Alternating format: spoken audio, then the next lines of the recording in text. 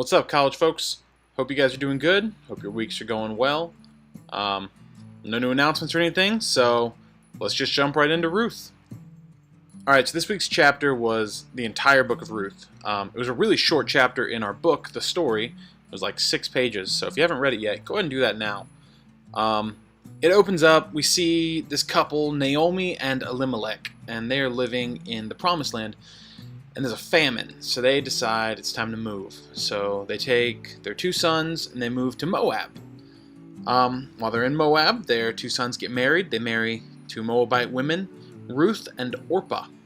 And within 10 years, within the span of 10 years, Elimelech dies and both sons die. So all 3 women are left as widows. Naomi hears that the famine in her home in Israel has left, so she decides to go back, and she tells her daughters, her daughters-in-law, to go back to their homes, and that's where we come in. We come in starting with Ruth, chapter 1, verses 12 through 18. Turn back, my daughters, go your way, for I am too old to have a husband. If I should say I have hope, even if I should have a husband this night and should bear sons, would you therefore wait till they were grown? Would you therefore refrain from marrying? No, my daughters, for it is exceedingly bitter to me for your sake that the hand of the Lord has gone out against me. Then they lifted up their voices and wept again, and Orpah kissed her mother-in-law, but Ruth clung to her. And she said, See, your sister-in-law has gone back to her people and to her gods. Return after your sister-in-law. But Ruth said, Do not urge me to leave you or to return from following you. For where you go, I will go, and where you lodge, I will lodge. Your people shall be my people, and your God my God. Wherever you die, I will die, and there will I be buried. May the Lord do so to me, and more also, if anything but death parts me from you. And when Naomi saw that she was determined to go with her, she said no more. This interaction has so many layers to it. Naomi's trying to take care of these girls. See, she knows that as a widow, she won't be able to do much to take care of them if they return with her. So she encourages them to go back to their homes where they can be prepared as brides to someone else, where they can be remarried and taken care of. Orpah's grateful. What Naomi did was really kind, because she had already lost so much, and she was willing to let these 2 girls go.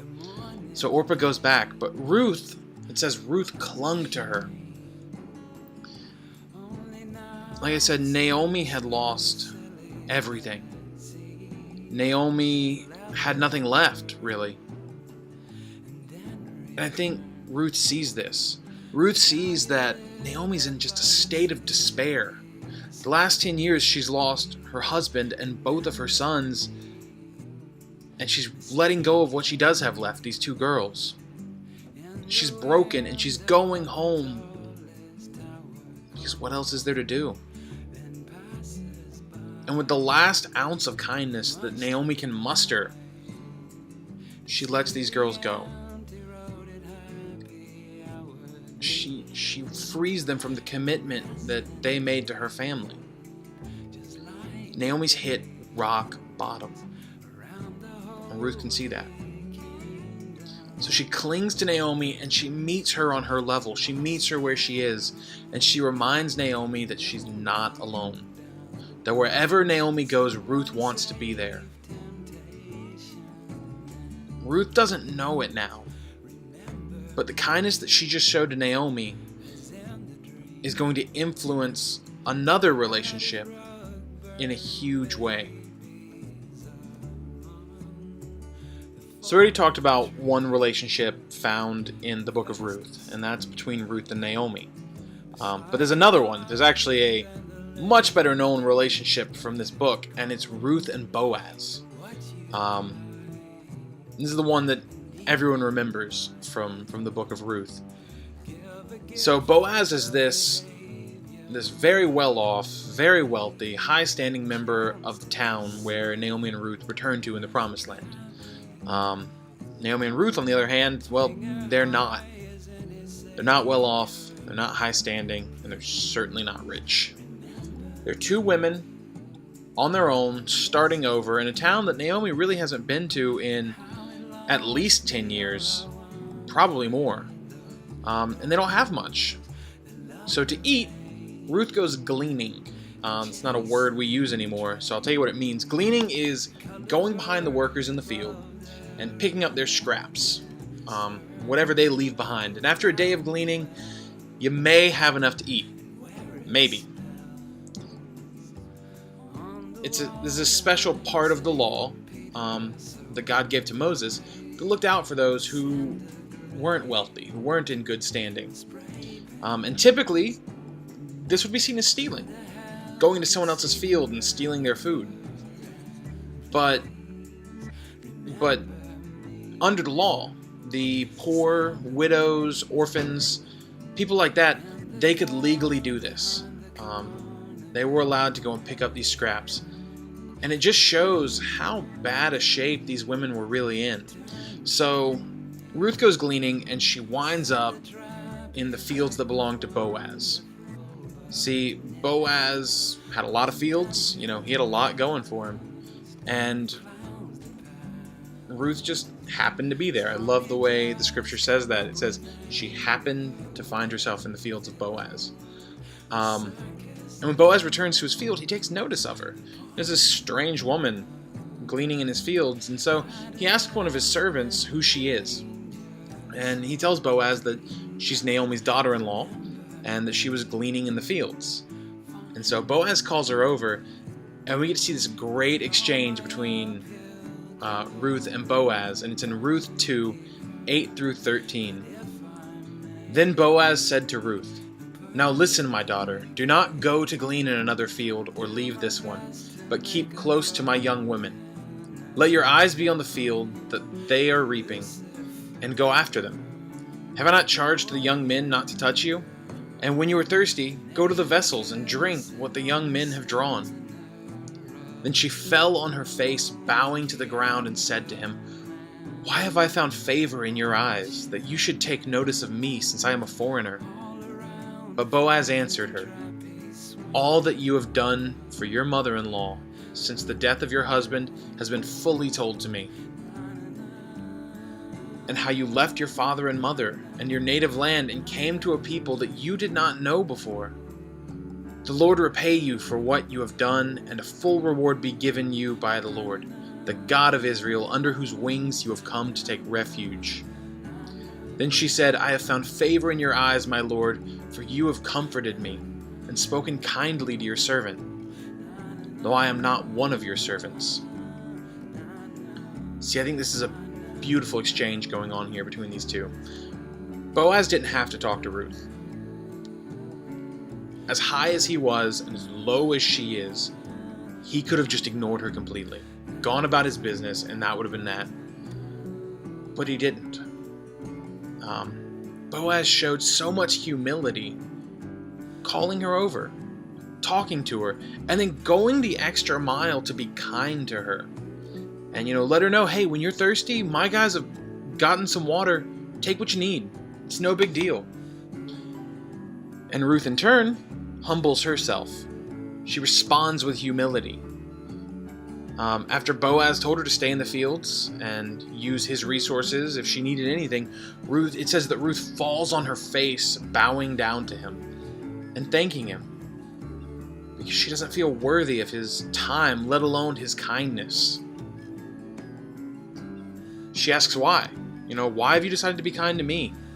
And he tells her that he's heard of the kindness that she has shown Naomi. That first relationship where Ruth showed kindness has come to have an effect on this one. Like I said, it was going to come back in a big way. From there, Ruth keeps working, and when they break to eat, Boaz shares his food with her. Much better than anything she had to eat. And once she's gone back out to the field, he calls in his men, and he tells them to be kind to her, and to leave extras behind. Leave some extra wheat behind for her so that she can have what she needs. And my favorite thing about that, my favorite thing about what Boaz did there, is that Ruth was already gone. Boaz wasn't doing this where she could hear it. He wasn't doing this to impress her. He wasn't doing this as some grand gesture. It was a pure act of kindness that he wasn't looking to profit from. And that leads me to the point of the whole video. But before we get there, I want to tell you how this story ends. So, Ruth goes back to Naomi, shows her what she's gotten for the day, and that she was in Boaz's fields. And Naomi tells her that, he's actually a distant relative of Elimelech, Ruth's father-in-law. And because of that, under the law, he can be what's called a kinsman redeemer. He can buy that property. He can marry Ruth, and he can bring Naomi and Ruth back into good standing. So that's what happens. Ruth and Boaz get married, and it's actually a little unconventional the way this Levirate marriage happens. That's what it's called when someone is redeemed. It's a Levirate marriage, found in Deuteronomy 25, I think. But you can Google that.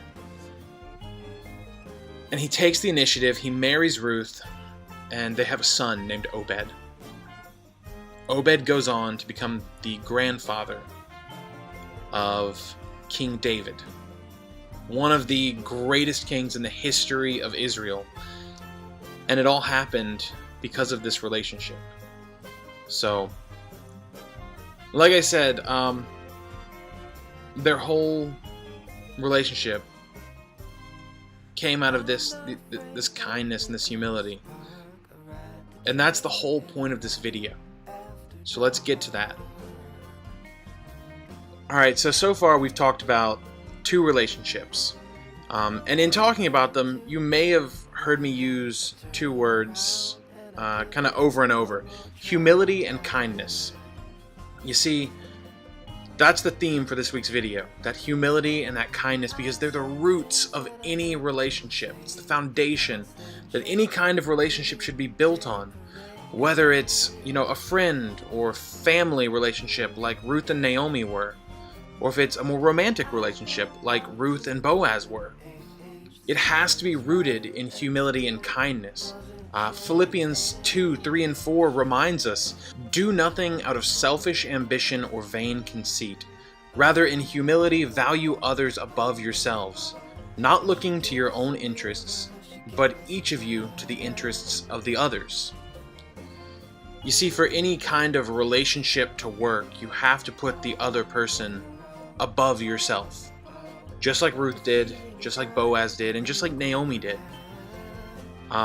You don't lower yourself down, you don't drop yourself, but you raise the other person up. You lift them up, and you put them above yourself.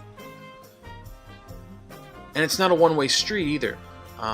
The other person should be doing the same. They should be lifting you up, putting you above them. It's the basis for any relationship that you want to work. Whether it's friends, whether it's family, whether it's a romantic relationship, whether it's, just some person who you're in a class with. If you want to have any kind of relationship with that person, you need to put them above yourself and be kind to them. Because you should both be lifting each other up and just showering each other with kindness. And I'm not talking about like flashy, showy acts of empty kindness. I'm talking about earnest, from the heart kindness. Because that's the whole message of the gospel.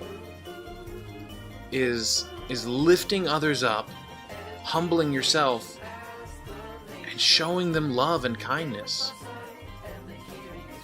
And if you're not doing that, whatever kind of relationship it is, whether it's your parents, brothers or sisters, girlfriends, boyfriends, friends, roommates, it doesn't matter. If you're not doing this, if you're not holding them above yourself and showing them kindness, it's not going to work. It's hard to do. It's not easy, and I'm not here to tell you it is. But you're not by yourself in it. You got tons of resources. It's the best resource you can have right here. Got my bookmark in Ruth right now. Use it. You don't know where to look? Call me. And my phone right here too. Another good resource. Shoot me a text. Call me. It doesn't matter. I just sit in the office. I don't really, do anything other than make these videos. But I'm here for you. Because we have a relationship too. I don't care who's watching this. I don't care who you are. If you're one of the students I'm making this for, that's great. But if you're just somebody who found the link, that's cool too. I'm telling you right now. I'm putting you above myself. And I want to show you kindness. That's why I'm doing this. It's to help you out. So if you're struggling with that, if that's something you're having trouble with, let me know. And I'm here to help. Because, like I said, I don't care who you are watching this. This is a relationship right here. And I want it to work. So I'm rooting it in humility and kindness. So let that be your takeaway this week. Guys, I gotta tell you, this has been my favorite video to do. Ruth's a short book. It's only 4 chapters. I actually think it's longer to read in the story than actually in the Bible. They're both really good. Obviously the Bible's a little better, but, read it. Read it and listen to it. Hear what it has to say, because it's so important. I think this idea of building relationships, especially at where you guys are in life, is huge. You're making friends. You're meeting people you're interested in. You're finally understanding your parents on a much different level, hopefully. Just kind of seeing them as more than just parents, but also as friends. And you want all those relationships built in this humility and kindness. So I want to leave you guys with that. That's, I think, so important to hear, is how to make these good relationships, because you guys are away from here right now. You don't have all this. You're building these new relationships, and I want you to build them strong. So that's all I've got this week. If you decided you want to go to Jamaica, we extended the deadline till the 8th, November 8th. That's like a hard cutoff. We're ordering tickets the day after. Call me, text me, email me, let me know. I'll get you what you need, because I would love to have you guys there. But that's all I got, so you guys have a great week.